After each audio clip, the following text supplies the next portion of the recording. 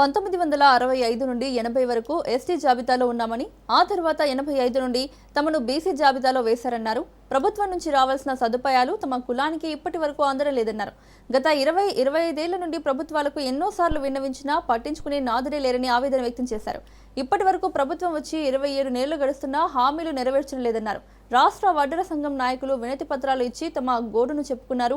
ఒక్క ఎమ్మెల్యే గాని, ఒక్క మంత్రి గాని అసెంబ్లీ సమావేశంలో మాట్లాడిన వారు లేరన్నారు.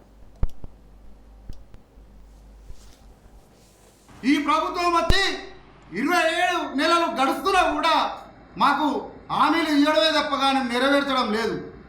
మేము ఒక్కడే కోరుతున్నాం. నిన్న పిసిసి అధ్యక్షులు మహేష్ కుమార్ గౌడ్ గారిని కలిసి కూడా, అయ్యా గత ఎలక్షన్లో మీరు ఇచ్చినట్టు హామీలు అసెంబ్లీలో మాపై మాట్లాడి అసెంబ్లీ సమావేశంలో తక్షణమే ఎస్టీ రిజర్వేషన్లో బిల్లు ప్రవేశపెట్టాలని చెప్పడానికి వెళ్తే ఆయన మమ్మల్ని పట్టించుకున్నట్టున్నారు. కావున ఎన్ని ప్రభుత్వాలకు మేము ఏమి చెప్పినా విన్నపించినా మా బాధ చెప్పుకున్నా కూడా ఎవరు మాపై దయదలుస్తలేరు. మా ఓట్లు మాత్రం కావాలి కానీ ప్రభుత్వాలకు ఒడ్డర్ల సమస్యలకు మాత్రం ఇంత కూడా స్పందిస్తలేరు.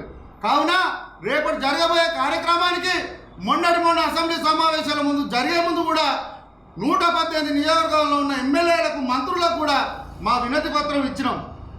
యావత్ తెలంగాణలో ఉన్న ఒడ్డర్ కులస్తులందరూ ఎమ్మెల్యేలకు, మంత్రులకు మా గోడు చెప్పుకుంటూ కూడా కాళ్ళేలు మొక్కి వినతి పత్రం ఇచ్చినా కూడా ఒక్క ఎమ్మెల్యే కూడా అసెంబ్లీలో మా కులంపై మాట్లాడలేదు.